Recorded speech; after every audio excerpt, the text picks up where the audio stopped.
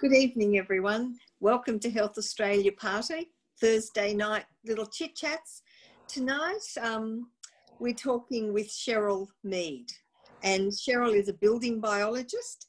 She's a mother and a grandmother, and she studied building biology at the College of Environmental Studies in Melbourne, and she has an awful lot to tell us, so much that we're going to have to put it into two talks.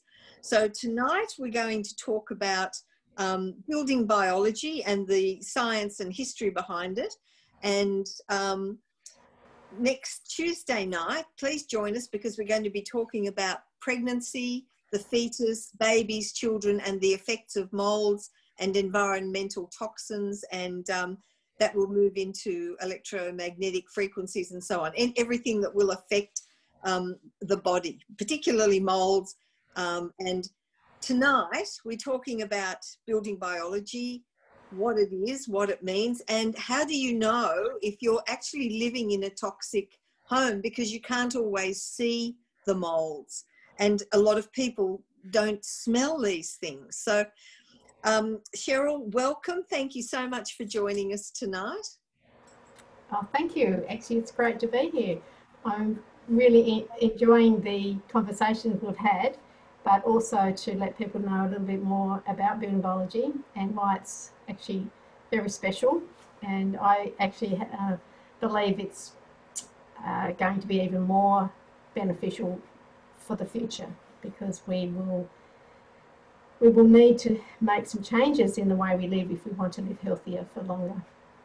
Yes, I agree. And I think I was thinking about building biology, and to me it's a new science, because certainly growing up I'd never heard of it, and even into my 30s and 40s and 50s it was something that wasn't on the radar. So it's interesting that it's such an important issue now.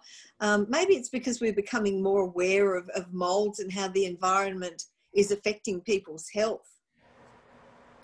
Yeah, so mould is just one subject that we study, because it's a fairly big subject actually, because mould these days, people may not be aware of it, but there was a Dr. Tim Law from Tasmania did a scoping study on moisture in buildings. And in Tasmania, for instance, where he studied, which from the university there, they discovered that 40% of new builds within 6 to 7 years were water damaged, causing mould. And it's to do with the way that they build houses these days, which they wrap them up in to be airtight, and use a lot of plastics, which is really what petrochemical paints are. And they sweat, so they actually cause water within the building envelope, and that water turns into, or moisture condensates, turns into moisture inside the building, causing mould. And it turns out that 30% of buildings throughout Australia are water damaged in some way. So it's a really big subject. And then when you tie into that the fact that 24% of the people or the population do not produce antibodies to mould, which means their immune system doesn't fight off the toxin, and they get really sick when they're exposed to a water damaged building. So that's huge. That's a quarter of the population. Yes, potentially. But if they're exposed to it for anything, or if a building, for instance, is exposed to moisture for 48 hours or more, it's enough for mould to grow. And so there's a lot of reasons. We'll touch on those later. But that's just one of the subjects that we study in building biology. And it's originated in Germany back in the 70s, and that was after the homes that they constructed were built really rapidly due to the increasing population, and building materials changed. So what happened was people were becoming sick and they didn't know why, and it was discovered that the buildings were actually making them sick, and that's where sick building syndrome came from. So the history of building biology from that point in time then spread around the world, and so there are a lot of other institutions like in America that teach it, And that's actually where Nicole, the head of the college here in Melbourne, that's where she studied, and she brought it to Australia. And the Australian College of Environmental Studies is a registered training organisation, and it's the only education facility that actually teaches building biology. Mm. So I'm also a member of the Australasian Society of Building Biologists, which is graduates from the college. We actually do spend a bit of time educating the public about what we do. So I've been a member there since 2016. Mm. And that's also one way that you can actually find a little bit more about building biology if you want to go searching. Yeah, it's certainly an interesting field. So mould is one part. What are the other areas, or water damaged buildings? Yeah. Yes. Yeah, so we actually do study air pollution, water pollution, electricity, and electrobiology. Now, electrobiology, once you study electricity, which is obviously everything to do with like, you know, the wiring in the house, the appliances, and radio frequency radiation or wireless technology, we then study the effects of that on the body, which is what electrobiology is. There are some other electives which we studied building materials, but I've studied building design as well as geobiology, which is earth energy. And there's a few other things we do. We study children's health, and there's another subject which is really relevant, which is research methods, which means that when we look at everything we do, it's all it's backed up by science, so it's science-based, but we research the research to make sure that it's not industry funded. And what that means is that industry funded research will be biased towards the industry. And we focus on health. So we always look for the research that will back up the health effects and what and for instance, we'll use radio frequencies. There's a lot of research that says that there's no effect on the body, which is we'll use like wireless technology. Mm-hmm. But in actual fact there is, and people will say, oh, but there's no evidence, but there actually is. There's bucket loads of evidence. The Bioinitiative report is a good example of that, which was completed in 2012. Available online, but it's, yeah. Well, people don't know to look for this information, do they? No, that's right. Mm. Yeah, so the subject actually, from its original reason for being was to be able to design and build environmentally friendly, so non-toxic homes that were also ecologically friendly, so a low environmental footprint. So we use products that have low embodied energy, which means that the energy that goes into the product is better for our environment. We also look at, we'll study passive design, so the orientation of the home, as well as all the components that go in the home. So when you're looking at materials, you're looking at them for a whole heap of reasons why they're good for you or good for the environment, and longevity, so that they can be recycled, that type of thing. So it's a really very extensive area of study and research. So I don't know if you have there is a handout or some information available for people that are interested that I've put together. So that shows you that we actually follow 25 guiding principles which relate to the built environment, and they're the things that we focus on. It starts with design, but it's really based on, well, fresh air is best, obviously, recycled air, and to reduce as many allergens and toxins, including mould. The way that we build is that we actually know how to actually build to ensure that the home isn't affected by moisture, which is pretty important. Yeah, that's very important. So you're talking about doing a build from scratch, like starting to build a house. Yeah, okay. Yeah. But you can actually do things with an existing home to make it better. If we find someone has water damage or moisture penetration from a whole heap of reasons, then there will be some things that we suggest that they do to eliminate moisture within the home. Some of it can be just habits, like creating better habits. Some of it is better appliances or equipment that will actually reduce moisture in the air. Because we take humidity readings, which pretty much give us an indication of how much moisture is held in the air.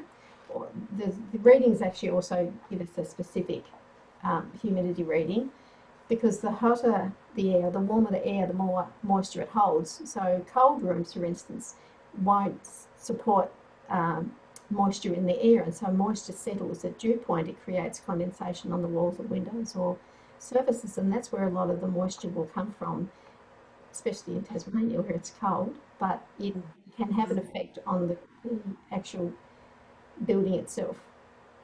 The thing that's probably really interesting about it is that the products will actually also absorb and release moisture. So timber, for example, that's why they use cedar in spas, because the timber, when the humidity increases, the timber absorbs the moisture, and then when there's no humidity, it releases it. So you can actually create a home that's hygroscopic. That's the term used for the materials that absorb and release moisture. But if you have all your walls painted in polyurethane, which is a plastic, it doesn't allow that. So timber is obviously the preferred material for building biologists, or for that reason. It's also has the lowest environmental footprint, and it's recyclable, sustainable. Yeah, it's brilliant. Yeah, it's a good choice. It would be fair to say, I guess, as I drive through the new suburbs that we're living in, and there's mushrooms of houses popping up everywhere, it'd be pretty fair to say that none of these would be built with many of these features in mind. Or is there a standard that builders must adhere to in terms of moisture protection in homes now, if there's 40% of buildings that are affected by water? Well, if you follow the building code, you should be able to build a healthy home. And there are some good builders out there that do a good job. So not all builders are bad, but a lot of the building is cost, how can you put, lowest price wins. That's the building term. And so people will remove some things to make it cheaper, or they will just use cheapest products. A good example is if you're going to put a ventilation system in above your range hood or in your bathroom, when you turn your shower on, you're going to create moisture. A lot of the ducting will just go straight into the roof cavity and not outside. So it's just a really good idea to actually put the ductwork outside, in the soffit or in the eave, underneath the eave, so that the moisture gets transferred outside, not into the roof space, because that causes condensation. And then if you're actually looking at some of the other things, then like just making sure that you've got really good cross-flow ventilation to air it out, because that means the house breathes really better. Okay. So there's lots of things. I mean, we have a whole list of things that we study in relation to producing a healthy home. I mean, they're just some of them. Yeah, it's very interesting, isn't it? Things that I certainly wouldn't necessarily think about in the home. So if you have an existing home and your shower, fan in the shower, I'm sure that probably just goes straight into the roof. So is there a way that can be fixed so that you can duct it out? Yeah, actually, it's really all you need to do is extend that ductwork out to the edge of the building and put it outside. You can actually put roof vents in, but I'm a great believer in the less penetrations in the roof, the better. They're all sources of moisture should they fail. So ducting out underneath the eaves is the preferred option, and having eaves is even more important, because that keeps, sort of like wearing a hat, it just keeps the water off the building. Yeah. So they're just, and that's a design thing. You know, you've got to Yes. design your house really well. The other thing, if you haven't got the ability to do that, you can actually install dehumidifiers. So dehumidifiers will take the moisture out of the air, and often they're set at a certain rate. So we work on 45 to 55 for relative humidity, so that's moisture in the air. It can be a little bit above that. You don't want to be too low, because if you take too much moisture out of the air, you end up taking moisture out of your body. So it'll suck, if you leave them going, and for long term, they'll actually suck the moisture out of you.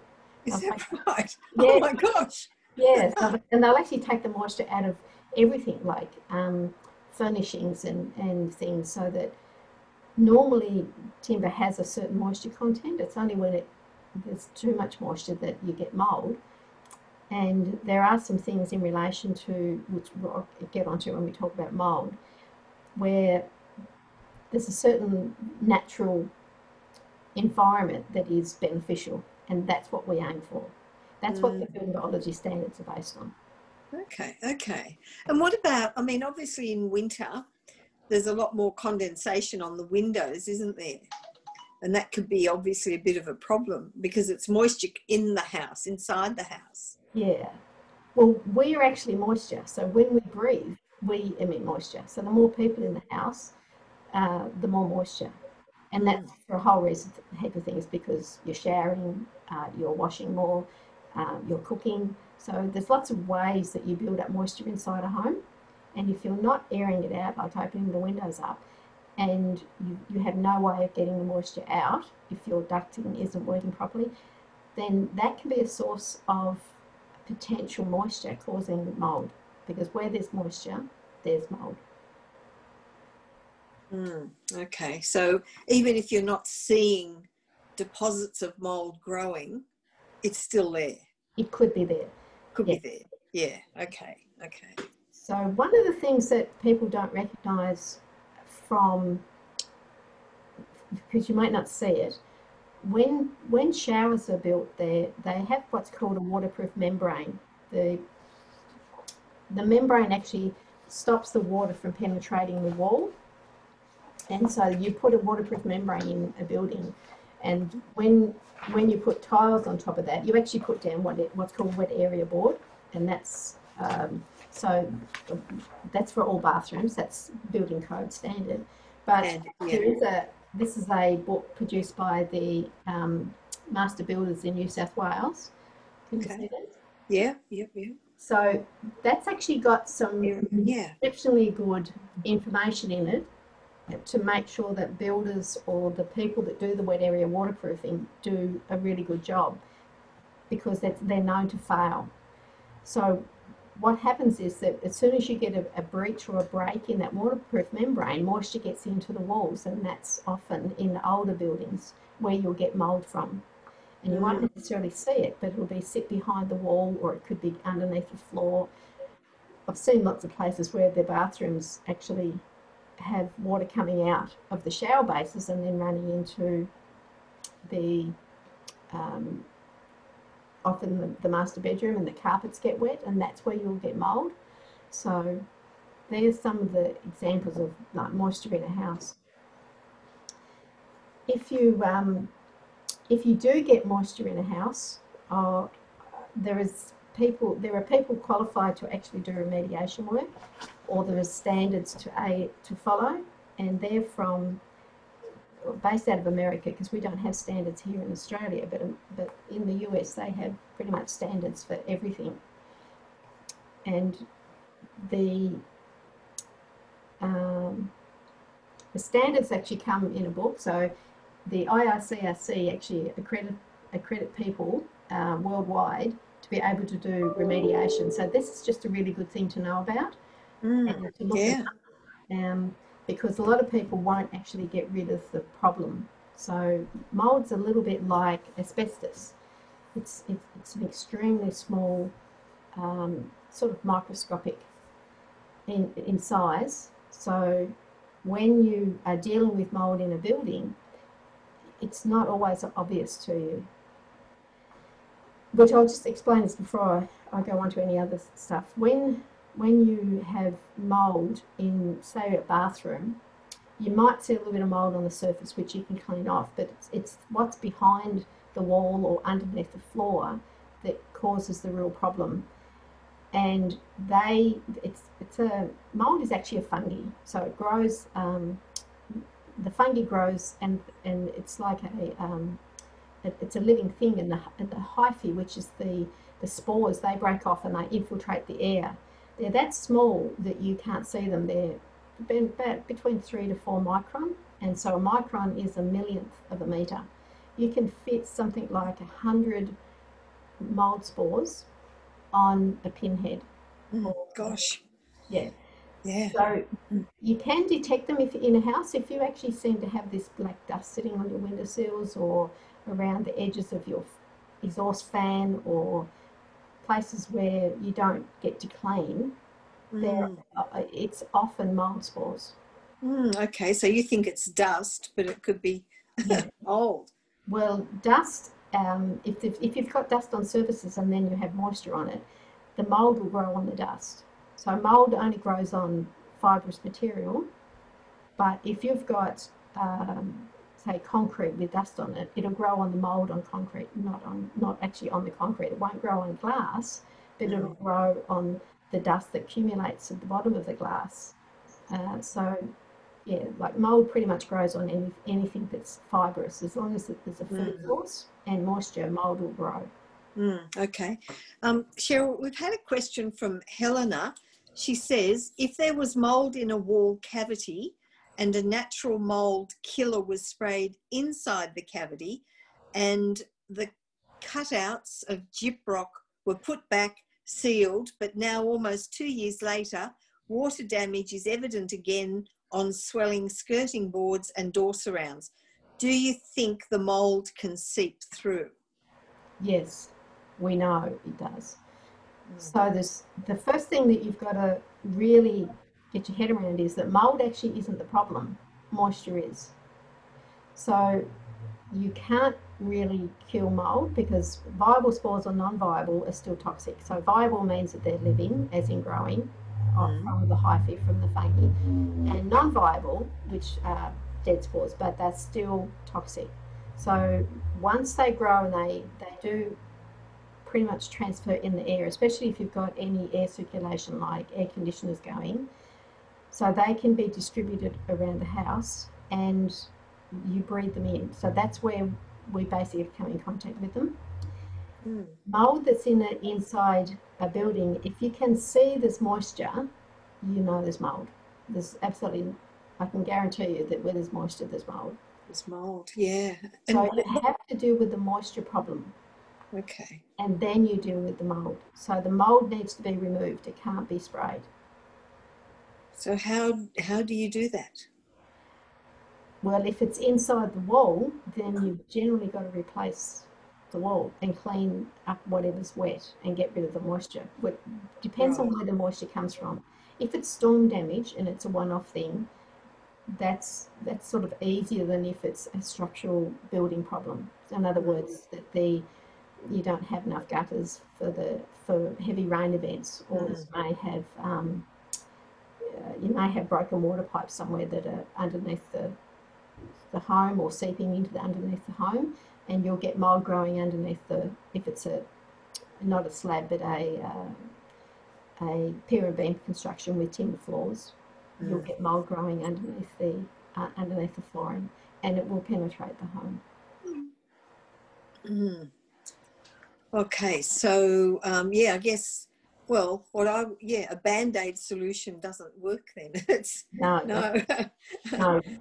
So all those nice chemicals that you can buy to spray, not much use. No, you can clean mould off on a surface and just wipe it down with a non-toxic detergent, like anything that's not a chemical, because that just adds another toxin to your environment. But you actually have to get rid of it. Like you have to wipe it clean or brush it clean. That's what the mould remediators do. They actually create an airtight compartment if it's in one room. They don't distribute it to the rest of the house, and then they take all the damaged materials out and they clean it up, and that's how you make good, basically. Okay, okay. Yeah. All right, so hang on, Cheryl. Helena's just saying the water damage is in between the wall, between the shower and the toilet. Oh, so that's an internal wall, isn't it, between the shower and the toilet? So they'd still have to address it the same way, wouldn't they? Yeah, look, that could very well be the waterproof membranes have failed on the actual, so this water doesn't actually just cause mould, it actually causes structural damage. So mould is like a decomposer. So when you get it into a structure or plasterboard or any building material, I mean, concrete probably isn't so much an issue, but it will actually gradually decompose and deconstruct the building. So it reduces the structural integrity. So you have to get to the source of it. If it is you can do testing obviously for moisture, depending on what you think it is. If there hasn't been a flooding event or a rain event or a broken water pipe, it could be that the waterproof membranes on the shower have failed, and it's penetrating through the grout lines into the wall or through the shower in some way and affecting the internal cavity. And that really needs probably a bathroom renovation. It's starting to sound expensive, isn't it? It can be. Yeah. So if you've got water damage, you've got mould. That's hand in glove, so to speak. Yeah, for a length of time. So in other words, if you have water damage and you clean it up within 48 hours, no, you won't have a problem, because it's only when moisture sits for a length of time that enables the mould to grow. And mould spores are everywhere. They're pretty much indoors, outdoors. They're everywhere. They just exist. They're designed actually to decompose things so that everything goes back to the earth. So they're not outdoors. They're not a problem. Yeah, exactly. We need them. We need to have moulds. Yeah. So just going back to Helena's problem, could you do a bit of Band-Aid treatment? Say you don't have the money to rip out the wall and do all that. Would you be able to put a dehumidifier in there? Would that be of assistance or not really? Yes, but really you've got to find out what the source of the water is first, or the water. So, and you really can't do that without some sort of assessment. Yes. And what we do is we actually do what's called moisture mapping. So we have equipment which actually will detect moisture in materials or substrate, like floors. You can actually test concrete if it has water penetration through it. On concrete, you get what's called efflorescence, which is sort of like salty scaling or brickwork, and that's a sign that you've got moisture. Moisture can also come up from the ground, like what's called wigging, so it can be sucked up through a building or building structure because the water in the ground is too high, there's too much water. In a wall, if it's a bathroom and there's been no other broken pipe, if for instance it's not running somewhere else outside, then the actual water from the shower is what's causing it, and that's what's pretty much penetrating the wall. The waterproof membrane has failed, and it's causing the water to get through into the other side, if you know what I mean.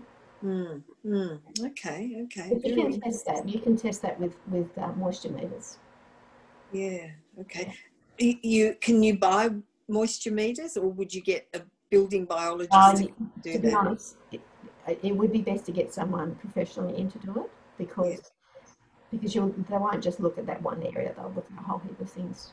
You can do mould air sampling or surface sampling, which are bio tapes. You actually collect the air and it goes through a biopump, which actually captures what's in the air and puts it onto a little disc, and then you send that off for analysis, and that will, if you're not sure if you've got mould problems, that will identify whether you have mould or not. So Yeah. that will tell you also what genre it is, if it's how toxic it is, and if it's and the amount of it. So the way we do it, everything's done through a process, but that's what you would do if you wanted to know. If you couldn't see mould and you wanted to know if you had it, that's what you do.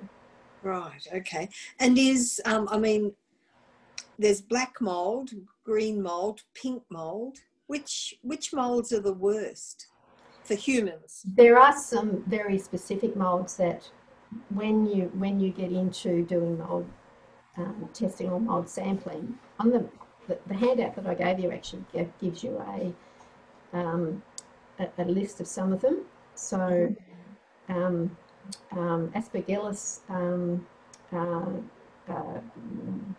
Stachybotrys, Chatnam, that's toxic black mould. Yes. There's lots of different moulds, actually, heaps and heaps of them, but more toxic to humans or even animals than others. But you won't know what they are until you do sampling. So until you take some sort of a air or surface sample, you won't know what they are.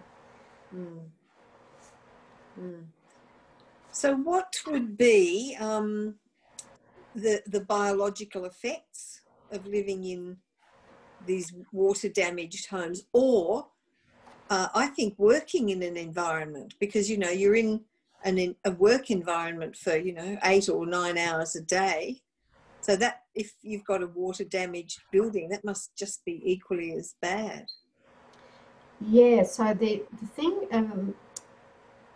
about, once you actually, if you're susceptible to mould, in other words, if you don't produce antibodies, it will have like a bioaccumulation on the body. So the more you breathe in, the sicker you get. For people who actually do produce antibodies, their bodies will fight it off. So they may actually have, if they're exposed all the time, they may have lots of cold and flu symptoms like congestion, sinus problems, and that sort of thing. But they will cope. So they will be able to get over it. If you've got a lot of mold problems, it could be causing lots of other things. And I'll just run through the list and there's more, but most people won't realise the effect that mold will have on them, and that could be classified as having chronic fatigue or other problems, which because it's not identified. So it causes like body aches and pains. It actually, if you wake up in the morning stiff all the time, it can be from mould. It causes light sensitivity and blurred vision, cough or shortness of breath, abdominal pain, can cause diarrhea. It causes memory and learning disability, or it's hard for people to retain things. Or you can have confusion or a thing called brain fog, where you just can't remember what you did. Causes like disorientation or poor concentration, and mood swings. It can cause anger, numbness and tingling, muscle tremors or skin conditions. So when you actually have exposure to mould, if you're affected by it, other exposures will increase it. For instance, if you have a lot of wireless devices or electromagnetic radiation, which is radio frequencies, they will actually make the conditions worse, and sometimes like up to 800% worse. So what often happens is when we do an assessment, for instance, we go into someone's home, often because they've seen a doctor or a integrated GP or a naturopath, and they've said, look, get your home checked out because we can't work out what it is, find out if there's something in the home making you sick. It can be mould, but it can be EMF, or it could be chemicals. So they all have the same or similar effects on the body. So EMF, for instance, is symptoms from exposure to electromagnetic frequencies, and they can have very similar effects to mould. So I've actually done some home assessments where someone thought they had mould, but it ended up being that they were just living really close to a telephone transmission tower. Oh gosh, okay. And so the symptoms for electrical sensitivity are very similar. So you could actually be confused thinking it's mold, but it's actually EMF. So Would it also, sorry? Yeah, so that's one of the things that we have to look for, is to identify. We look at everything. We don't just look at things in isolation. Yeah. I was going to say, would it be fair to say that a lot of people who have all these multiple symptoms get diagnosed as, psychosomatic problems, or diagnosed with autoimmune illnesses? Absolutely. Mm. Actually, it's really common for when you can't find the solution, you can't get better, is that they're told that you've brought it on yourself, which is actually not true. But often those, and along with that goes mental illness, like depression or anxiety, and and then the person doesn't feel that they're getting any solutions to it. And there's a really good, well, quite a few actually papers, scientific research that actually shows that people who do not get recovery can actually end up being severely disabled physically and mentally, and even commit suicide because of it. Yeah.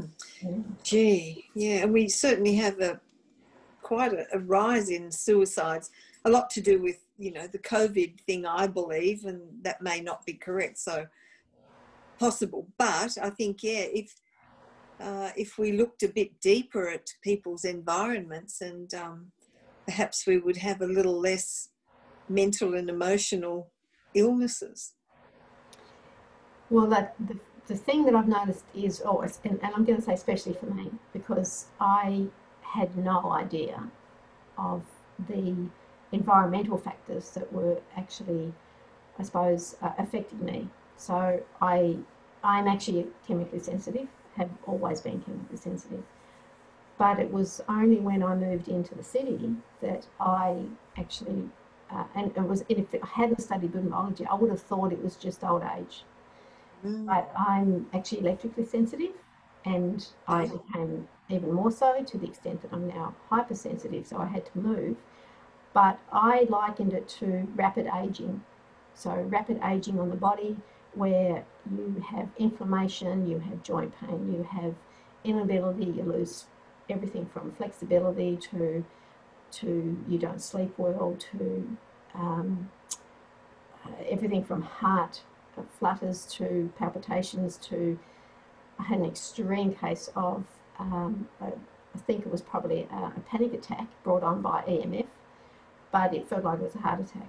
And that scared me enough to actually make me realise I had to move.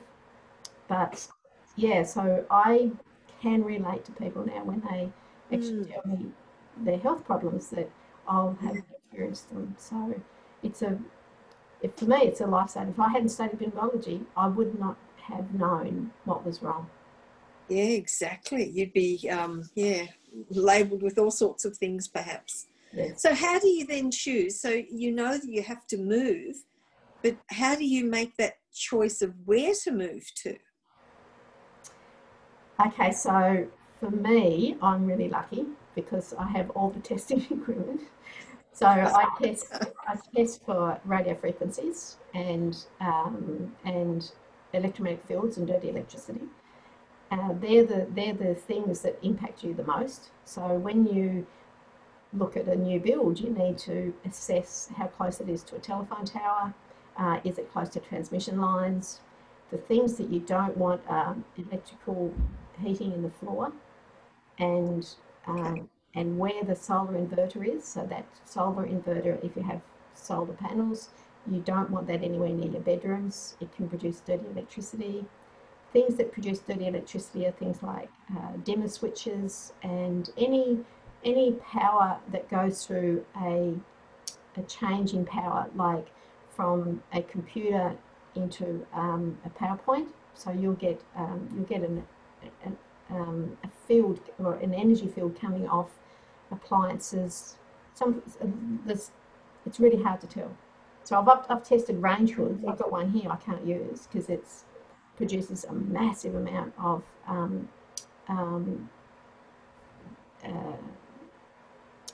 electricity from like an AC magnetic field from the unit itself that's in an extreme level. And so I wouldn't know that, except I was standing next to it one day and I just kept feeling really bad. So I got out my equipment, and it was like in the, and I won't go into it, but the reading was in the extreme level.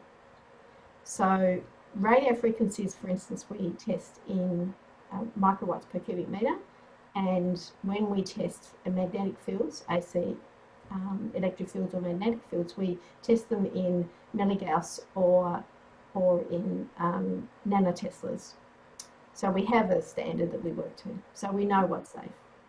Right, and that's from your range hood. I would never have thought of that. Your range hood. Yeah, I suppose anything electrical, isn't it, has the potential to be of harm to certain people. Talking about that, what about these antibodies? Some people have them, some don't. Can you explain a little bit more there, Cheryl?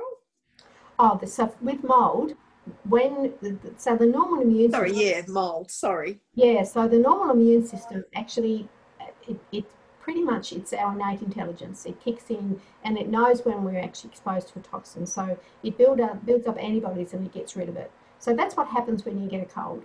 So you might be exposed to some germs, and those germs actually, well, we're made up of bacteria, basically. We're more bacteria than what we are cells. So it's our bacteria which is part of our immune system. And when our immune system kicks in, it fights off those toxins. So normal, we'll say, people that produce antibodies will actually fight the toxin from the mould. So you can have one person in a house who has those antibodies and can fight the toxin produced by the mould, and they won't get sick. They'll basically be fine. And then you have another person who doesn't produce them, and they will get really sick. And so what happens is the person that's not getting sick doesn't believe the other person is getting sick from the environment because they're not sick. So often it's really confusing to people. And I've had discussions with these people. Well, and a good example is that the bloke's okay and the wife's really sick, and he kept saying it's all in the head. I'm okay, you know, I'm not sick. It can't be the environment. Yeah, that sounds very familiar. It can be really confusing, yeah. So the person who doesn't produce antibodies, their toxins build up, and the mold, when it gets into the body, it breaks through cell membranes, and it sort of like has a really toxic effect. And you have to go through, you do need to seek specialist help to be able to deal with it. But if you don't remove the mold, or if you don't move out of that moldy environment, for instance, it won't get better. But a lot of the times with EMF, it's the same. So if you're sensitive to electrical equipment or radio frequencies, which is all wireless devices, if you remove them, then you basically have no effect. Your body heals. So that's what I do. So I help people set up really healthy environments so that whether they get better because there's what's causing the problem isn't there anymore, or they do it as a prevention. So in other words, they don't want to get sick. Yeah. And that's really, when we get into children's health, that's what's really critical. Yes. To know about. Absolutely. Yeah. Yeah, I'll be looking forward to that. If you are having health issues, which it's a jigsaw of what can cause health issues these days because of the pollution in the air and our water and the toxicity in foods and medications and so on. But if you're having health issues and you've explored all your medical avenues, it would be reasonable to think maybe it's your home environment. What would be the steps? So you'd call someone like yourself and say, you know, come and see what's happening in my house? Yeah, so we have there is a pretty strict protocol that we follow in relation to doing an assessment. And the first one is to get to, because what we do, and I'll explain this first, because we don't actually treat the person or diagnose the person.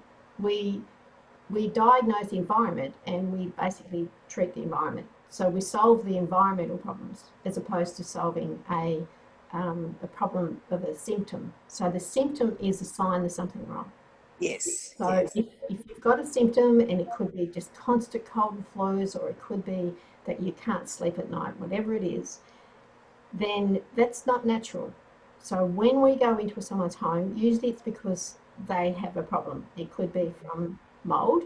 So someone has not been able to get better, or they're diagnosed with chronic fatigue, which is, I think, the diagnosis that they make when they can't work out what it is. So then the other problems can be related to children or adults who have, like children especially, will potentially I've had clients with children that were okay, and then all of a sudden they were diagnosed as being on the autism spectrum, and they've been cleaning up the environment, so getting rid of all the toxins in their home, so moving to really healthy natural cleaning products. But they've also reduced their chemicals in their food, in their diet. They've cleaned that up, and then the next step is to clean up the environment. So I have known of people with children who have been diagnosed with autism, and they've got them off the autism spectrum by going through a whole range of things, and including removing, or mould is one. So if you've got mould, it can actually have an effect.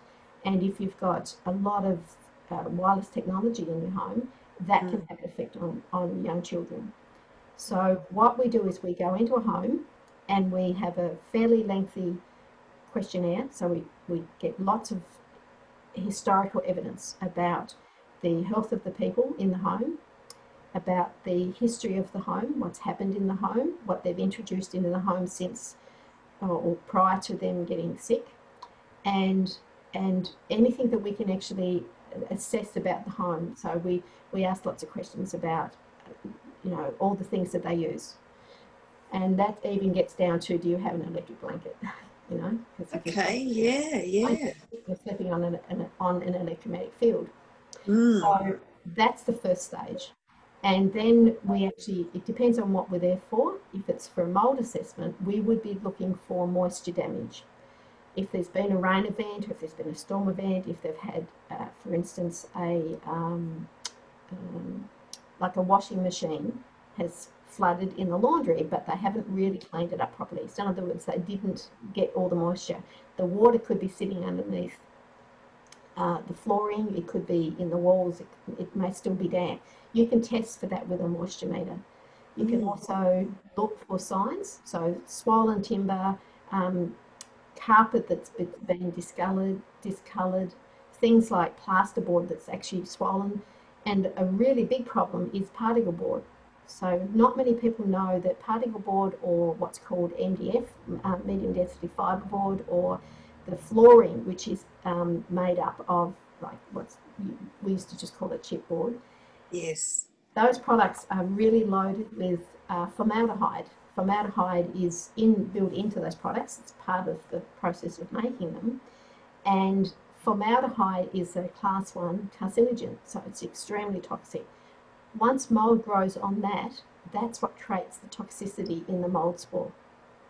So we have to identify if there's water on the floor or on flooring that's chipboard, or in cupboards, for instance. A lot of the white melamine underneath it is just what's called it can be MDF, or it can be just really pretty cheap chipboard coming from China. So there's no restrictions in China in relation to formaldehyde. We have restrictions on how much formaldehyde you can have in a product made in Australia. So if you're buying Australian-made products, or if you know how to look for healthy products, you don't have to have these toxins in your home. Okay, so are you saying if a product's coming from a country where there aren't restrictions and there's no import restrictions, that you could be actually, poisoning, I suppose, for want of a better word, making yourself sick by your cupboards, or yes. Yeah. Oh my goodness. So a good example is my son was actually renovating his house, and I would go and visit him on a regular basis. Every time I would go there, I would have a reaction. But one day I was actually really bad, And as soon as I walked in, I could feel it in my throat, and I just felt, oh, it's absolutely terrible. I said, okay, so what have you bought? So what have you introduced into the house? Because the house was nearly finished. They said, oh, we just bought some new blinds. Oh, And I knew straight away. So products that come in from China, for instance, and mattresses is a good example.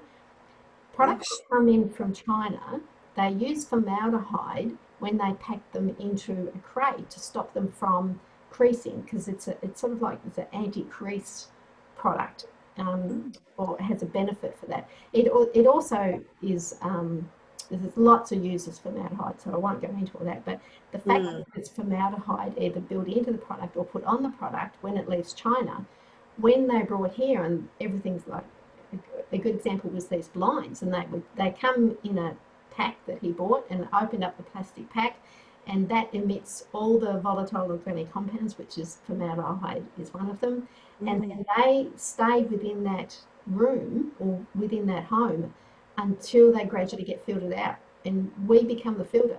So we breathe them in into our bodies, and our bodies filter, so they stay in our bodies, and we breathe out clean air.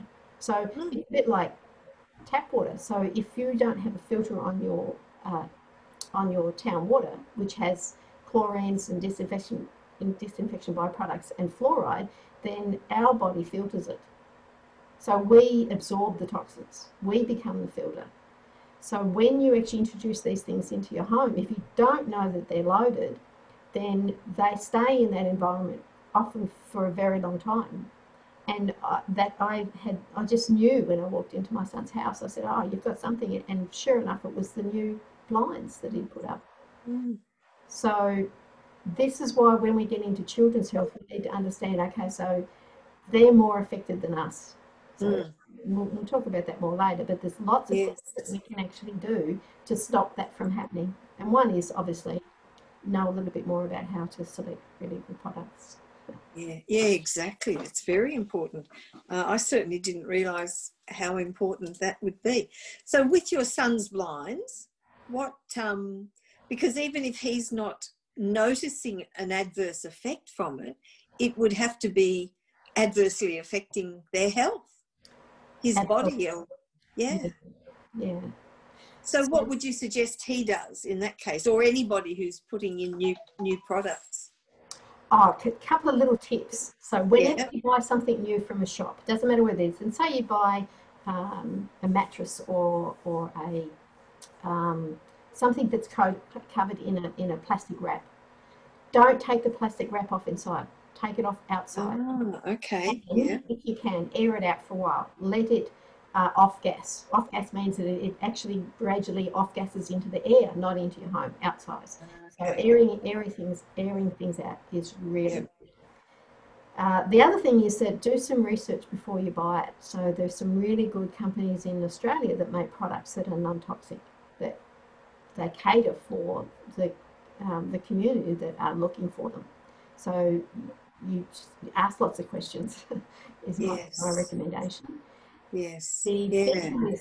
thing with we'll say, well, I have known mattresses can actually cause, because you're sleeping on the mattress, it's a new mattress, you put it into your kid's bedroom, and then we've got stories of children being really sick from sleeping on a brand new mattress, and that's because Mm.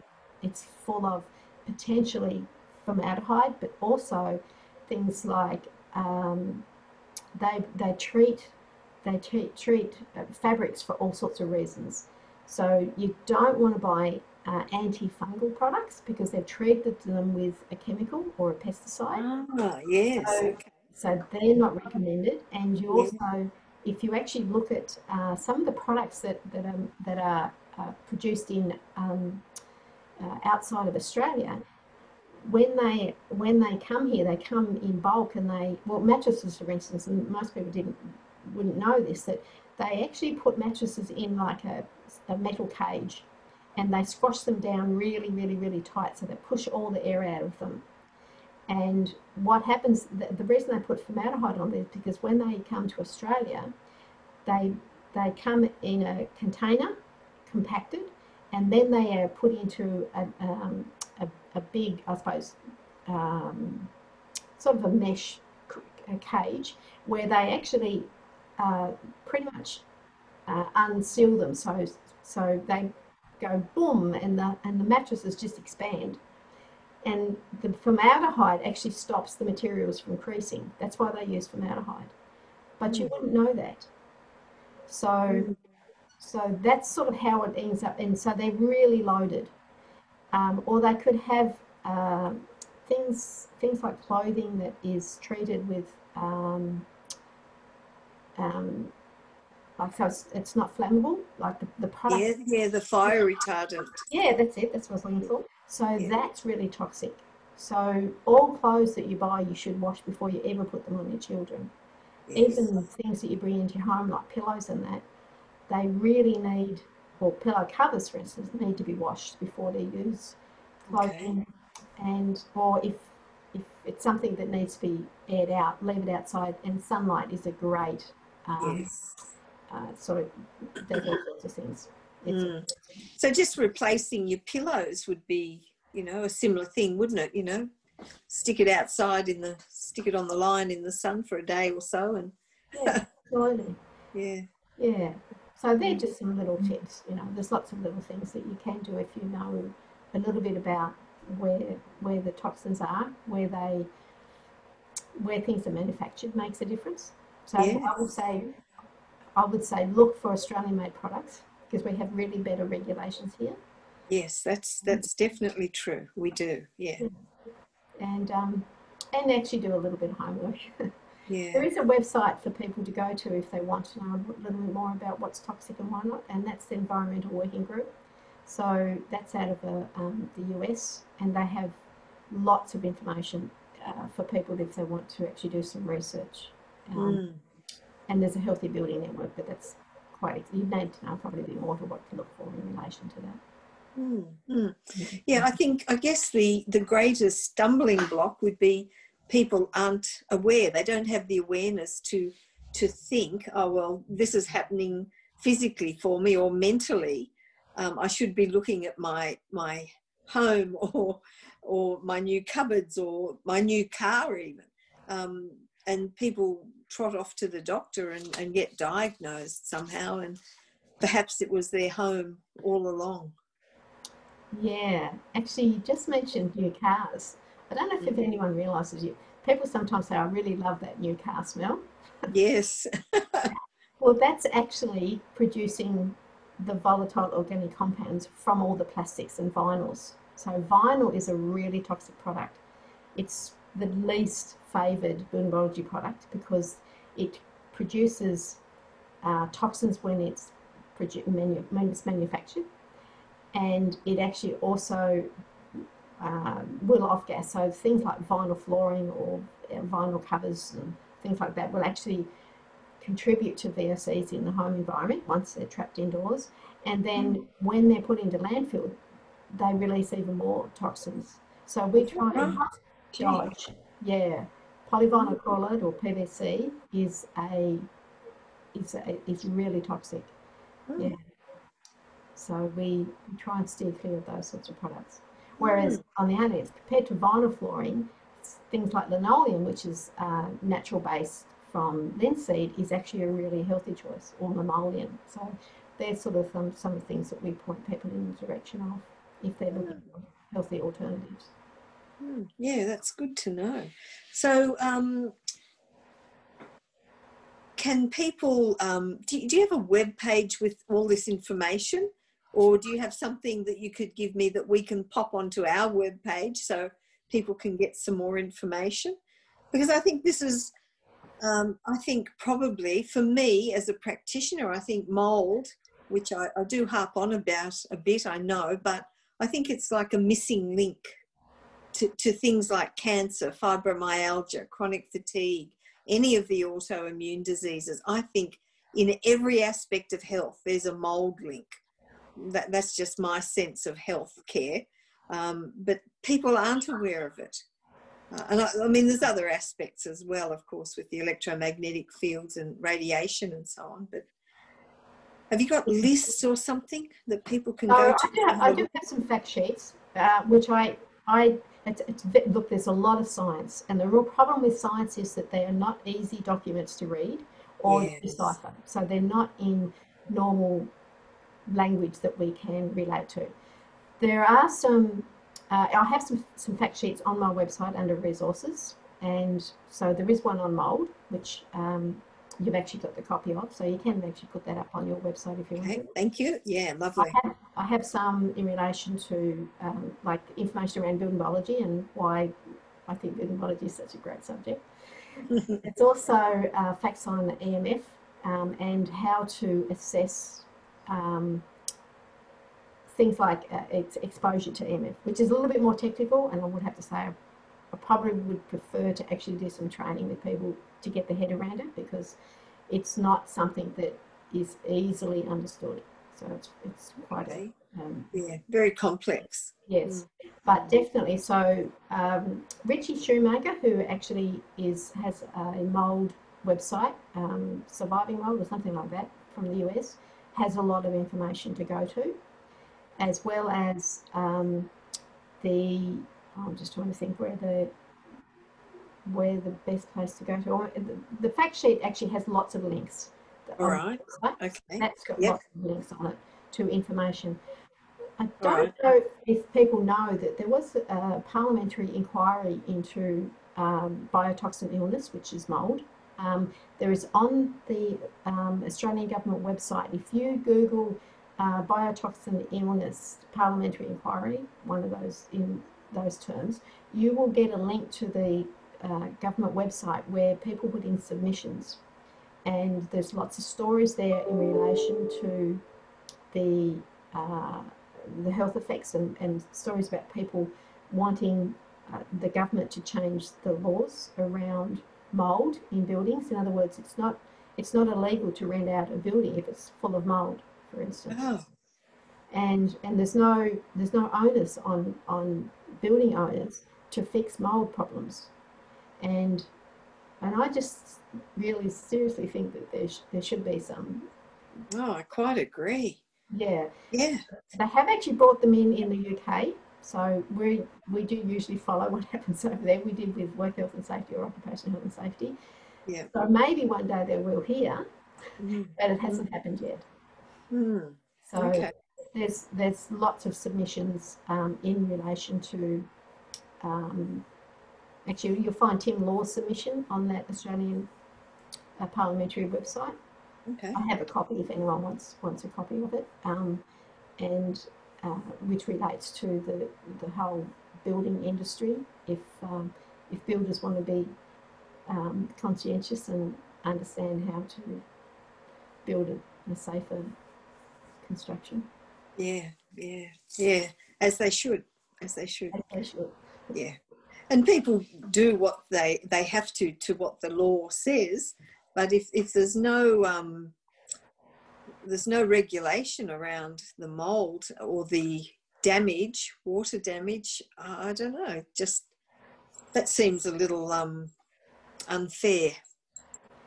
Yes, it does, because it's passing the buck to someone else when like the whole industry, like building industry, and I'm part of it. My whole family's in the building industry, but for as we know, there's always the good people and there's always the bad people. So you have to understand that the more we focus on the good, the better outcomes we're going to get, I think. Yes. Yeah, absolutely. And I guess research and look, buy Aussie made. It's pretty simple, isn't it, really? Yeah, well, and check with the manufacturers, because what we do is when we look for a product, any product, we always look for a safety data sheet, and we assess what's. Not many people will actually be able to assess that, by the way, but it will tell you whether or not it meets the guidelines. So that's what we look for. So the content material, for instance, the formaldehyde in a building product is listed, and you can search for low levels. So there's companies that actually make safer particle board, that makes safer plywood, which is the lowest amount of formaldehyde is actually I think it's Ozpine. There's a company in Queensland that actually make really high quality products, which I would specify because Yeah. because they pretty much tell you what's in the product and the safe levels or the safest levels that you can get. Yeah, that's awesome. Okay, so mould, electromagnetic sensitivities. It's we've got a lot to battle, don't we, as human beings on this planet these days? Yeah, well, I think actually people think it's just mold, but I actually think it's mold and the chemicals that the mold is growing on. That's what actually creates the mycotoxins or the microbial VOCs. So we have to understand it's not all molds are bad. So why are the ones in buildings so bad? And you've got to think about it. Okay, so what are they growing on? As opposed to outside where they would naturally be. Yeah, okay. Yeah, that makes sense. When you think about it, yeah, so there's lots of things in plasterboard, there's lots of things in particle board, in carpets and even furnishings at the end of the day. So some furnishings will actually be affected if they get water damaged. And if they're loaded with chemicals or flame retardants, then that's actually what the fungi's feeding on, and that's the thing that's in the air. The fungi spores break off and they filter into the air, and then we breathe them in. So that's where everything goes a bit pear-shaped.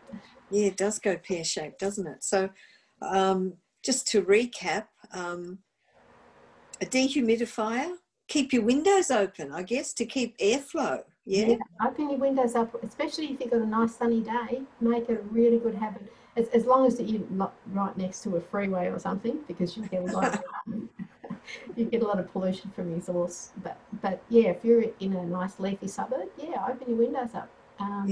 Not when the wind's howling or anything, but air your house out a bit more. Sunlight is a really, really good sort of antiseptic. So put things outside, like your mattresses, every now and then, if you can, open them up to the air, because you'll have issues like dust mites and things like that. We haven't got into that today, but dust mites can affect people with asthma and things like that. So yes, yeah. And then just healthy cleaning products. It's just a really simple solution. Don't introduce toxic products into your home. Even the food you eat, I don't think people are aware of the problems caused by food. Maybe we can touch on that next Tuesday night when you join. Yeah, that'd be join me, and we'll have a talk about that. A good one for the kids. Yeah, definitely. Yeah, and us old dears as well. Yes. So, but having said that, people will. Depends on where they're at in life. It depends on everyone goes through stages, don't they? Yes. Yeah. Exactly. Their focus, but yeah. So if you have any questions that people want down the track, then there's the couple of handouts are available for people. They're actually on my website as well if they need them, under fact sheets for mould and water damage and EMF. And the website's wickedhomes.com. Yep. All right. Well, we'll list that on our page so that people can see it and remember it. Thank you. That was a lot of information, and I'm sure it's probably only a minute amount of what we could discuss, but it was very informative, and I certainly learned a lot. So thanks, Cheryl. That was really fabulous. No, that's fine. Really happy to be here. And I really look forward to Tuesday as well, where we'll discuss pregnancy and environmental toxins and a safe pregnancy, foods. Obviously, we're going to touch on foods and children's health and how to perhaps lessen the burden that we have around us now. So do join us next week, folks. Thank you, Cheryl. Really, really pleased that you could join us tonight. Okay, bye. Bye-bye. Thank you, everyone, for joining us. Thanks for staying with us. And we'll put all Cheryl's details up on our webpage so that you can download some of the information she's got and have a look at her website and see what she can do. And yeah, let's one more thing to add to our little toolkit to be healthier in this world that we've all created. So thanks for joining us. Join us next Tuesday night for another talk with Cheryl. I think you'll find that really interesting as well. I'm looking forward to it. Good night. Stay safe.